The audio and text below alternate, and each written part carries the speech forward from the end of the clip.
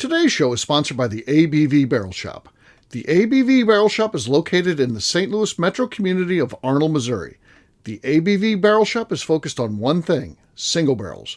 Best of all, you can try before you buy. Head over to abvbarrelshop.com to sign up for their email and text distribution so you know what they have in stock, what classes are coming up, and who from the industry may be coming in to visit. The ABV Barrel Shop. It's where single barrels live. We are also sponsored by the Bar to Go. The Bar to Go offers traveling minibars that are no bigger than a small purse or toiletry bag. Best of all, they are fully customizable so you can create the perfect piece that is unique for you. If you own your own business, what a fun and unique way to promote what you do. Check them out online at thebar2go.com. That is the number 2 in the Bar to Go. If you have wholesale questions, call my friend Isabel Clark at 504-481-1297. Finally, we are sponsored by the Neely Family Distillery. NFD is a family-owned business that keeps ringing up awards in the spirits world. Head to Sparta, Kentucky to experience the family history, award-winning spirits, and meet the Neely family. Check them out online at neelyfamilydistillery.com. Now, on to the show. Let's drink!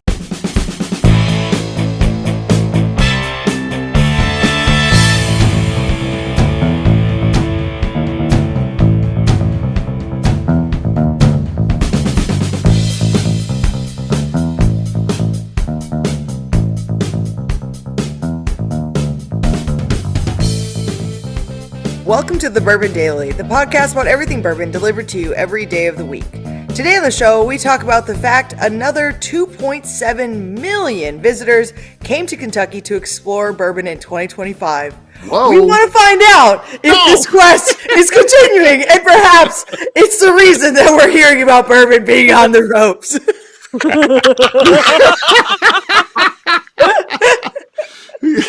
Okay, that part is not part of that show. But it kind of works. It kind of worked. It kind of worked. My name is Miss Becca Sue. Please join me in welcoming my co-host and editor, Steve Akeley, along with our special guests, Jeff Andreezy, Katie Joyce, and Kathy Cool. Hey gang, what's up?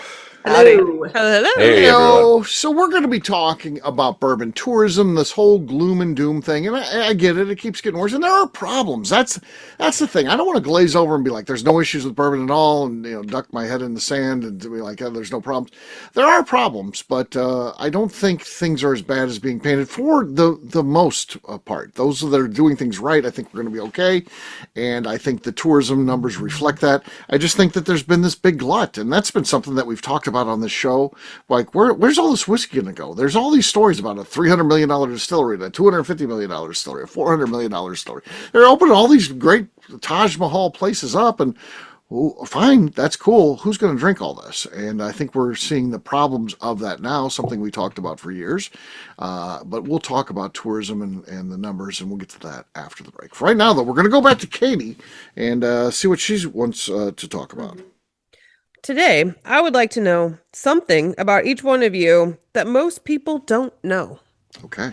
So this came up. I was in a meeting for an organization I'm part of, and they brought this up, and one of the people in the group, we found out that she does like powerlifting, which is like a really cool random thing. It's something she had like gotten into recently. And so like that was what spurred this. I thought was pretty cool that sometimes we have our connections of why we know each other. So what's something else that most of us, especially here and listening to this, wouldn't know about you? Okay. Anybody got something right off the top of their head? I've flown a plane before. You've flown a plane, okay? Yep. What Was it plane did you fly? crashing? Huh? Did the pilot die? Was it crashing? Did the pilot die? No. When I worked in the oil field, our company bought a plane, mostly because the CFO was like, "Oh, we need a plane," but it was because he could fly a plane, and so he wanted an excuse for the company to buy a plane. It's a fantastic excuse. I support this. Yes. He was like, "No, we're saving money." Sure. And we were jumping around to some different sites, and he's like, "Do you want to take off?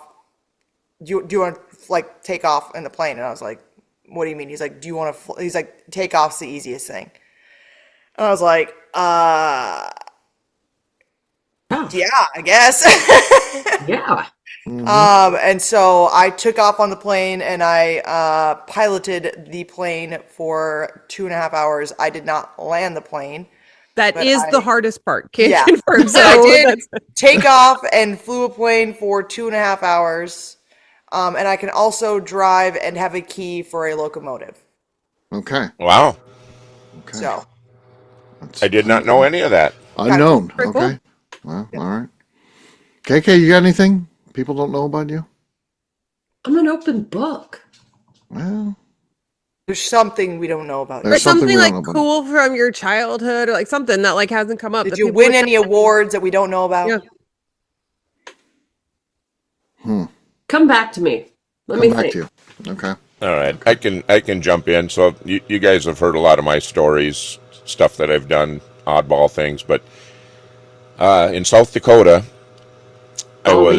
it was balmy, and I was somewhat active on the political scene, Whoa. but We didn't know this. mostly, and I'm not going to talk which party, anything like Right. that. It just was. But I like the behind the scenes things. We'd host fundraisers. Okay. But I got a phone call at one day from the governor who said, "I'd like you to run for, House of Representatives out of District 4." And I thought about it, thought hard, looked into it, but it's a citizen legislature. Talked to my boss, talked to HR. I wasn't in HR at the time.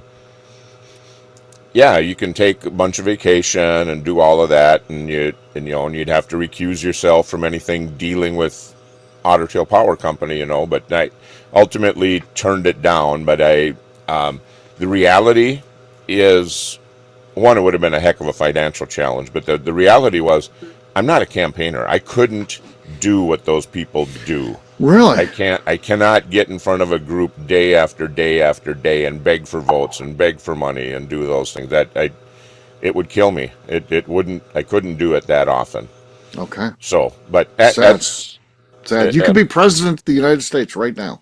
my grandpa Things were going early. My grandpa was blind, Okay. and he typed, and he was huge into the news and things. And when I was born, I was the first grandchild on Dad's family.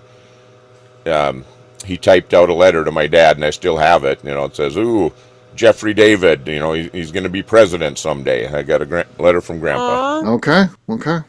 That was the moment. That's the moment that path could have been forged, but Yeah, you turned it down. turned it down. Turned it Okay. down. We definitely never heard that before. No, I'd say it's just. Interesting. I know we don't talk Indreezy. politics, religion, all that kind of stuff. Right. Right. What's that, Becca? President Indreezy. Yeah. Right. Yeah. That'd be interesting.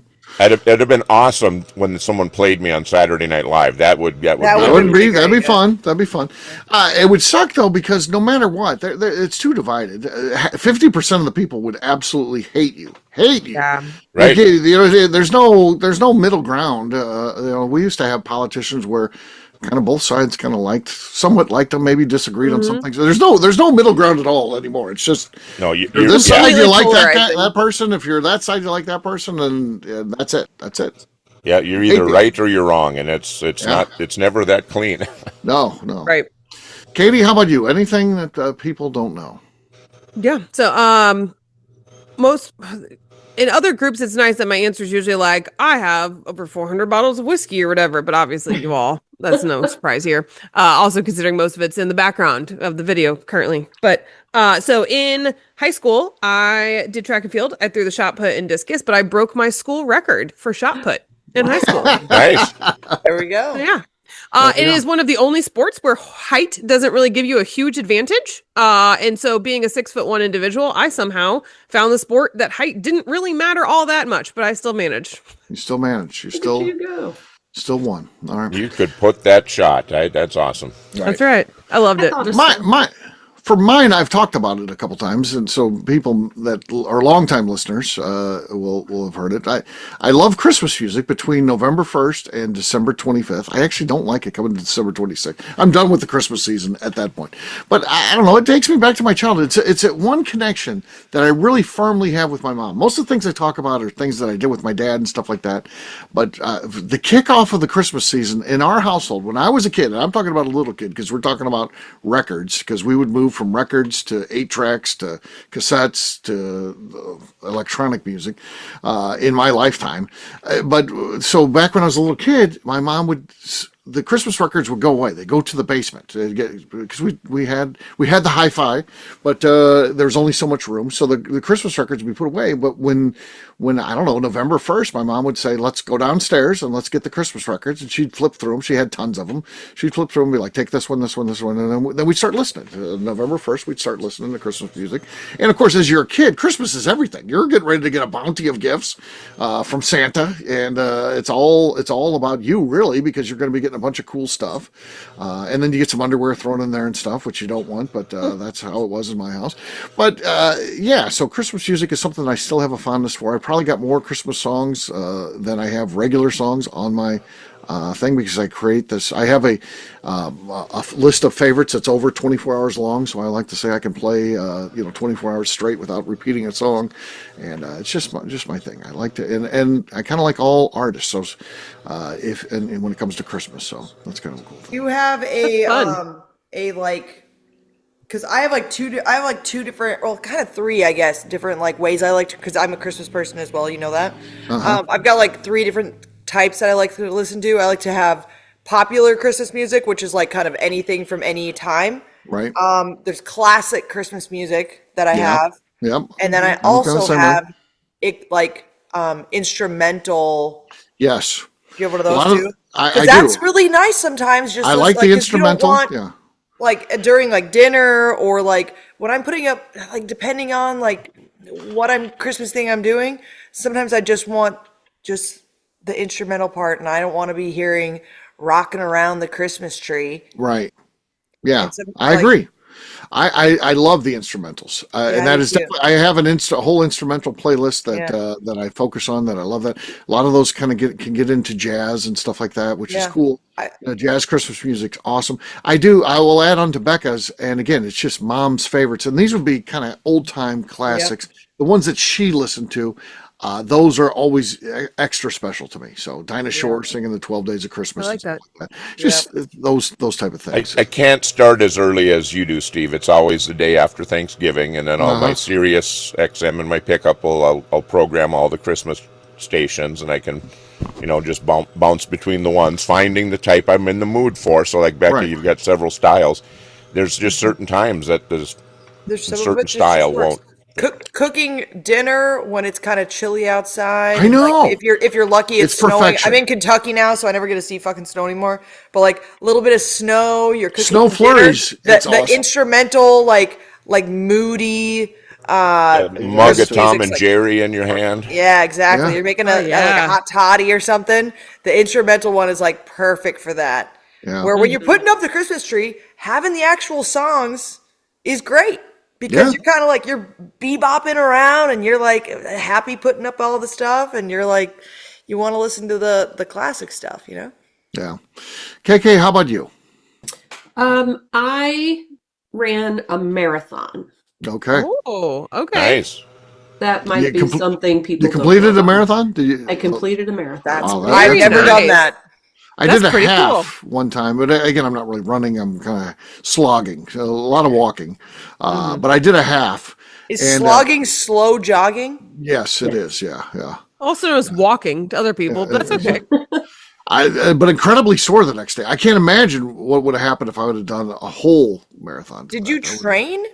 Yes. Yeah, I used to actually do those. sorry, you're talking to I'm Steve. not the weight I am now my whole life. I went on a kick, I don't know, around 2000-ish, where I lost a lot of weight, and I was like I am now, and then I got down to where I was decently fit. I can send photos during that era, and then I got into because the kid was running. She was on like the track team and stuff like that. When she got in, then I started, not to be that I could be competitive, but because Something you could she do would want together to. then. That'd be She would nice. want to go out jogging in the evening, and even though we live in a very safe place, I was not a fan of at night after she got done with school and her homework and all that stuff to just open the door and turn her loose. So I would go with her, and I might let her run around the circles and stuff, and I would cut off because I Yeah. wasn't really a jogger myself, but yeah, so I was trying. I was doing my best, but trying to be a good dad, I guess. So How That's long pretty ago did cool. you do that, Kathy? How long ago was that? 2004. okay, Nice. So And what, then I what did 3 halves. had you been, oh, so you were a runner for a good time. No, my friend decided she wanted to run the Chicago Marathon, and I'm like, okay. So we trained for like 16 weeks Yeah. and then did it. And the next day I got on a plane and met some other friends in Cancun. And I walked down the stairs backwards the whole week I was in Mexico Oh That no. much because I pain, was huh? so sore. Yeah. Sure. It'll get you for So you sure. did a whole marathon? Yeah, That's that's 20, is crazy. it 26 miles? 26.2. How many is it? 26.2. 26.2. Do you have a Holy little crap. sticker in your back window, 26.2? No. I can't No. even, It's like, kind of an exhausting drive. Yeah. I think 26.2. I think Kathy, twice before I drive that long. I Yeah. can't even, like, fathom considering doing that. No. Right.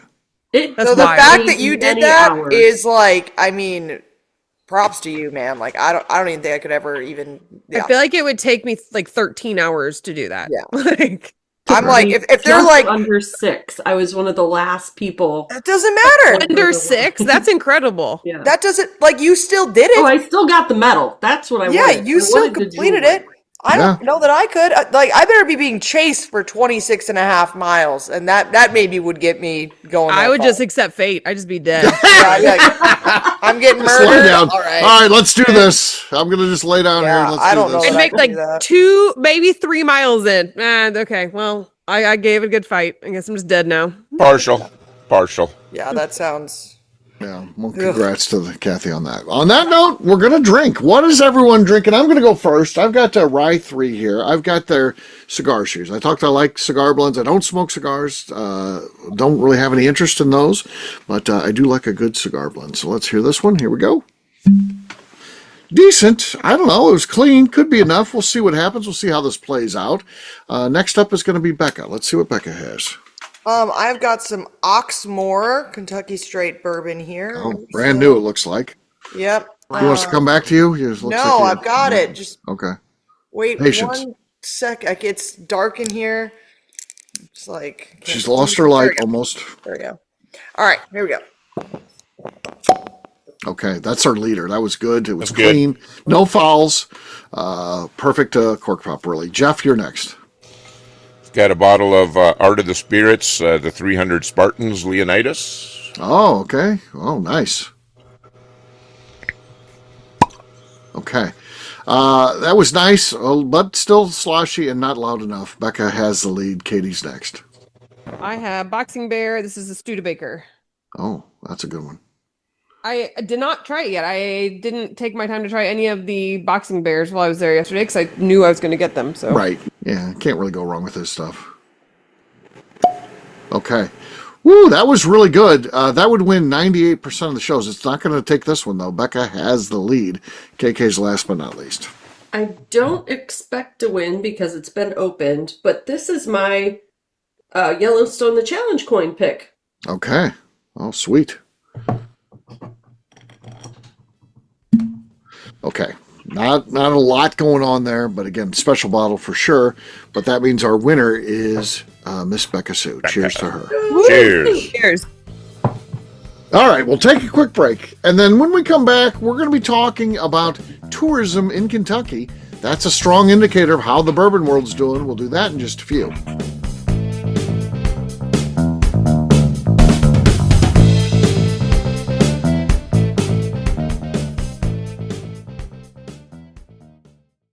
Okay, let's talk about the people that make these shows happen. First up is the Stave and Thief Society. Via their in-person class at Moonshine University in Louisville, Kentucky, the Stave and Thief Society is the place where you, a bourbon enthusiast, can expand your knowledge and emerge an executive bourbon steward. In 2017, I completed my executive bourbon steward certification. It's the most comprehensive bourbon certification available and connects you with an expansive network of bourbon enthusiasts and professionals. Check out the full listing of in-person and online certifications and join the society today by enrolling at staveandthief.com. Speaking of Executive Bourbon Steward certification, the ABV Barrel Shop in St. Louis, Missouri has developed a unique partnership with the Stave and Thief Society to offer a preparatory class to assist you in getting your Executive Bourbon Steward certification. This prep class costs only $25 and is available to take live or online via Zoom. Graduates of our class receive a coupon code good for 15% off your Executive Bourbon Steward certification held in Louisville, Kentucky. This saves you almost $90. Additionally, you can collaborate with fellow attendees to split travel costs when you go to Louisville. If you're interested in signing up for the class, simply head over to abvbarrelshop.com and check out the classes and events page. Last but not least, we are sponsored by Neely Family Distillery. Royce Neely is the 11th generation distiller in one of America's oldest distilling families. A visit to Neely Family Distillery takes you through family history, where you can see all the artifacts and newspaper clippings through the years from this family that started distilling in America after James Neely arrived from Northern Ireland in 1740. Today, Royce Neely and his team are crafting some of the best spirits in America. Their bourbon and absinthe offerings keep winning top honors in the spirits competitions. Recently, their absinthe made history as the first platinum winner in the absinthe category at the San Francisco Spirits Competition. Neely Family Distillery is definitely a bucket list destination if you are a bourbon fan. Learn more about their spirit offerings, visiting their facility, and the awards they have collected over at NeelyFamilyDistillery.com. And now, back to the show.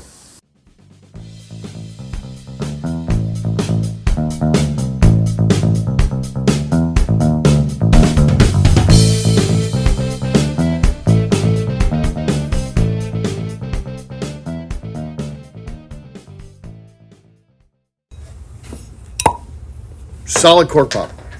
And then I threw the cork. Solid cork drop. Yeah, terrible cork pop. Hello, this is Steve Akeley, owner of the ABV Network, and you are listening to the Bourbon Daily. I'm a big bourbon guy. Welcome back to the Bourbon Daily. Today we're talking about tourism in Kentucky. Yes, we are. We're into April now, and you're like, oh, the new numbers come out. It takes a while to compile these. I mean, so I just saw, just to give you an idea here, 2.7 million people, bourbon tourism in Kentucky in 2025, equaling what they did in 2024. So I think that's a win based on everything that we've read, everything that we hear, everything people talk about with bourbon, kind of going down the toilet. I think if you can hold your own at this point, it is huge.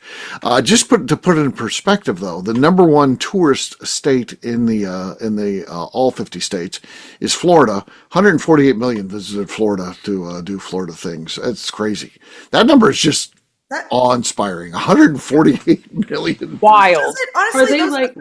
that doesn't seem that far. Like the 2.7 does not seem that much. I don't want to say it doesn't seem that much less. Like I know it's a massive number less.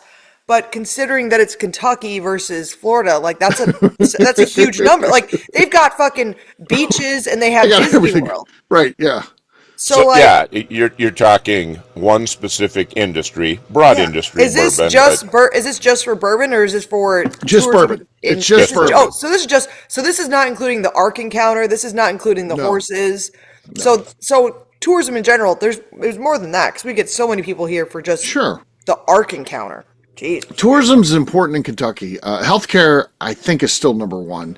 But I think tourism is number two as far as, bourbon is not necessarily tourism, but bourbon is the number two industry in Kentucky. Last I saw. So I was a part of that number. I know that. I was too. Yeah, me too, for sure. So I probably got counted multiple times in that though, because I hit a lot of distilleries and stuff. So. 20 countries, 6 continents, and enjoyed America's native spirit at 70 different destinations across the state. So I guess this is the ones that are really part of the KDA that report that, do some sort of reporting. Sure. And that's where they get that number for bourbon specific. You know, we keep talking about the doom and gloom, all the pain. The number they need to find is how many new people are coming to bourbon. Right. And then of course how many are taking a trip to Kentucky to stay on topic here. But that's the thing that nobody's really saying. They just talk about nobody's drinking the brown liquor, they're going to seltzers, all that stuff. And I just don't think it's true. I think that the numbers, if we could do that deep dive, I think we would see that the bourbon industry is growing at a pace that is less than most distillers anticipated, basing the numbers on the explosive growth they saw at COVID. Yep. But the problem is a lot of it was unchecked growth. It was just people were like, we can get rich at this. Let's open a distillery. And those are the ones that are suffering. These big $300 million distilleries, $400 million distilleries, where again, it's someone with an idea, but not necessarily even using their own money, getting a bank loan or getting a bunch of investors. And I think those are the ones that are truly suffering. I think the Neelys of the world, Adam Stumps of the world, Demetrius Cain's, our friends are going to be just fine through all of this stuff. And, and not to say that they're not worried about it. They should be. They hear bad things going on in the industry they're in, but I think they're going to be just fine. Well, certainly the infrastructure has grown too. I mean, we've talked about Bardstown not too long ago. You couldn't even they had like no national change hotels, and now they've got no hotels several. there at all. There's things you can. So the problem will be is, if you get too many people and it's crowded and it's crappy, people say, "Well, I'm not going to do that again." But they've kept up. I don't know if they've overdone it on any of that. I think that's. I mean, I went to Bardstown in 2017, I think, was my first trip, and I said, "What's everyone?" I mean, I couldn't find stuff, and I stayed at some dumpy little motel, different things like that. But it's in 9 years, 8 years, it's changed so much. So there's health. There's still health there. Yeah, I agree. I think they'll set up in many ways too to encourage you to visit again, and so that whereas there's other types of activities and places you can visit that you've done it once, you feel like, okay, well, I did that, no, I'm done. But I think it's approachable to go visit these distilleries multiple times over, and there's excitement with it of what new thing do they have now, what else can I learn, or what new things can I try, and so it encourages people coming back again, which I think is huge compared to other tourist areas. Right. Yeah. So I think again, the takeaway from this is, again, are there problems? Yes. And are there going to be bad news stories coming out? Sure. There's going to be still more bankruptcies. There's going to be more places folding, closing up shop. But I do think that the economy, in terms of bourbon, the bourbon economy is strong. I think that we're not losing people. I think that we're only, holding our own and growing slightly. And it's just not what some people thought we would be. They thought they would have this explosive growth, and it's just not going to happen. And I think there's a lot of chess playing behind the scenes that's going on. And again, some of the big guys are suffering too. This whole thing with Brown-Forman, I hope they get that settled. And I hope that Sazerac ends up coming out on top just because it's an American company. I think that would be a good thing for the industry. So we'll see what happens. So there you go. There's a little bit about bourbon tourism. We're going to wrap it up on that note. Talk about where people can find us. Jeff, we're going to start with you. Where can people find you? I'm on Facebook, Instagram, and the Cigar Dojo, Jeff Andreezy, 2 I's and 2 Z's. All right, Katie. You can find me over on Instagram at KatieProof. Kathy. I am on Instagram at KKCastStrength. Miss Becca Sue. You can find me on Twitter and on Instagram at Miss Becca Sue, 1K, no C's. For me, I'm an easy guy to find at Steve Akeley across all social media. ABVnetwork.com is going to be the website where you find our content. ABVBarrelShop.com is where you're going to find out about what's going on at the Barrel Shop. And you can also check out Bourbon Sasquatch on YouTube. Anything else to say before we get out of here, Becca? I'd just like to remind the audience to please give us a 5-star review that includes comments. It helps new people find the show, which is very important to us. If you like what we're doing, we ask you please visit our Patreon page at patreon.com/the ABV Network. Great job today, gang. For audience, we'll have a brand new show for you tomorrow. Looking forward to that. Until then, take care, everybody. See ya. Bye. Bye-bye. Bye. Peace.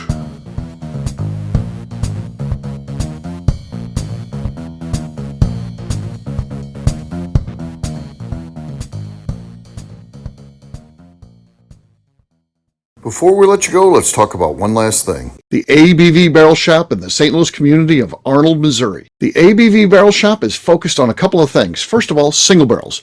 We are the place where single barrels live. We go to distilleries, taste through the whiskey, select the best barrel, and have it shipped to our store where we present it to you, our customers, by allowing you to try before you buy. We're also known for the classes that we have in our education center in the store, as well as the events we have with industry professionals from the bourbon business. If you are in the St. Louis area, please come by and visit us at 6 Fox Valley Center in Arnold, Missouri. Or at a minimum, at least sign up for our email and text distribution so you know exactly what's going on in our shop over at abvbarrelshop.com.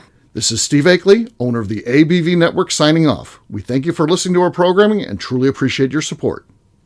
The Bourbon Daily is part of the ABV Network. For more information or to become a sponsor, please visit abvnetwork.com. Thanks for listening and cheers. This has been a Steve Akeley production.